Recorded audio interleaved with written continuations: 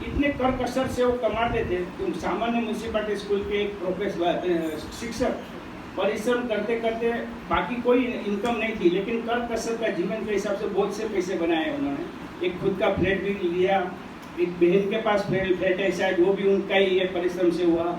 और गांव में भी कुछ ये 20-25 लाख का तो मैंने डोनेशन देखा, 10 लाख का दूसरा देखा, तो 30-40 लाख का वहाँ पर भी डोनेशन किया हुआ है, और कुछ अधिक संपत्ति छोड़ के भी जा रहे हैं।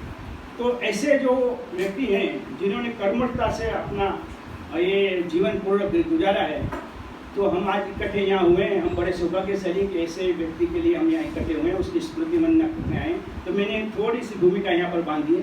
वो मानिकलाल के अंदर हर प्रवृत्ति में जुड़ जाते थे, और वो कभी कोई नहीं सोचते थे कि विनोद भाई लेके आए या कोई भी लेके आए, पौराणिक जी के घर से कोई समाचार आए, कोई भी हो, वो कार्य करने के लिए तैयार हो जाते थे। यहाँ पर कोई भी पक्ष का अगर प्रचार करने आता था तो हर बिल्डिंग में 3-4 माले में से कहीं लिफ्ट नहीं है, लेकिन वो अंत समय तक ऊपर जाते थे। मैंने देखा है, कोई भी चाहे कांग्रेस का हो, बीजेपी का हो, शिवसेना का हो, कोई भी हो, उसके साथ बस उसके साथ जाना है। और बिल्कुल एकदम स्पष्ट कहते थे, आपको जिसको वोट देना हो उसको देना, लेकिन मेरा फर्ज है कि मैं इस एरिया का सेवक हूँ, तो मुझे साथ में आना चाहिए। हम लोग तो बारी बारी छूट जाते थे, वो अकेले उसके साथ में जाते थे। हम लोग तो छोड़ देते थे, 1-2 माला गए वापस नीचे चले जाते थे। तो ऐसे कर्मठ व्यक्ति को हम आज याद कर रहे हैं। इसके साथ में आज हमें उनका जो जीवन लंबा चला और उनको कौन साथ दे रहा था, उसको भी आज याद करना चाहिए।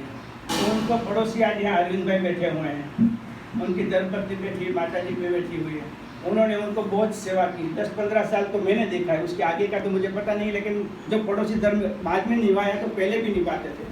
उनकी बेटियों ने भी दोनों बेटियां थी, ग्रेजुएट हुई, कहीं नौकरी करने जा सकती थी, लेकिन नहीं देखा, उन्होंने नौकरी छोड़ दी।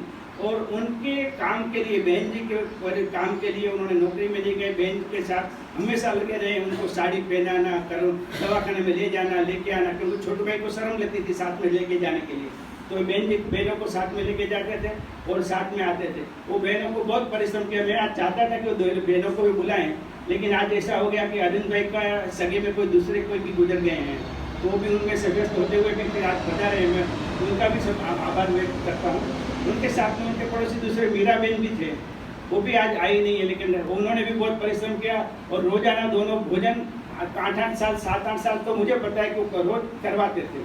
खाली कोरोना काल में क्या हो गया कि वो बाहर जाते थे और आते थे, तो कोरोना काल में वो समझते नहीं थे कि बाहर जाने मना है, तो उस कारण उन्होंने कहा कि भाई बाहर जाएंगे फिर वापस आएंगे तो हम लोग आपको देंगे, तो कोरोना की तरह हमें नहीं हो जाए। उस दृष्टि से थोड़ा आगे पीछे हो गया था, बाकी उन्होंने बहुत साल संभाला। वैसे ही उसको एक कर्मठ साथी वहाँ गाँव के अंदर मिले थे, उसका नाम है निकेतन। उसको मैं तो हनुमान जी कहा करता हूँ, क्योंकि यहाँ पर जब वो यहाँ पर बहन जी गिर जाते थे या सर गिर जाते थे घर में, तो अरविंद भाई और तो बाजू वाले होते थे, लेकिन वो हम लोग आज दूसरे बिल्डिंग के अड़ोस पड़ोस वाले इकट्ठे हुए, उसके पहले वो बेचारा सूरत नवसारी से यहाँ आ जाता था 3-4 घंटे में, और हमसे पहले वो आकर के खड़ा रहता था उनकी सेवा शुश्रूषा में। और अंतिम 3-4 साल से तो उनके सारी तकलीफें बिस्तर के ऊपर होती थी, पैसा पानी सब कुछ कपड़े में होते थे, ऐसे गंदे कपड़े वो रोज धोया करता था बिना हिचकिचाहट से। और मुझे अब मैं मिल कर के आया, मुझे बोल रहा है कि अभी मुझे आदत हो गई है किसी पे भी सेवा करने के लिए।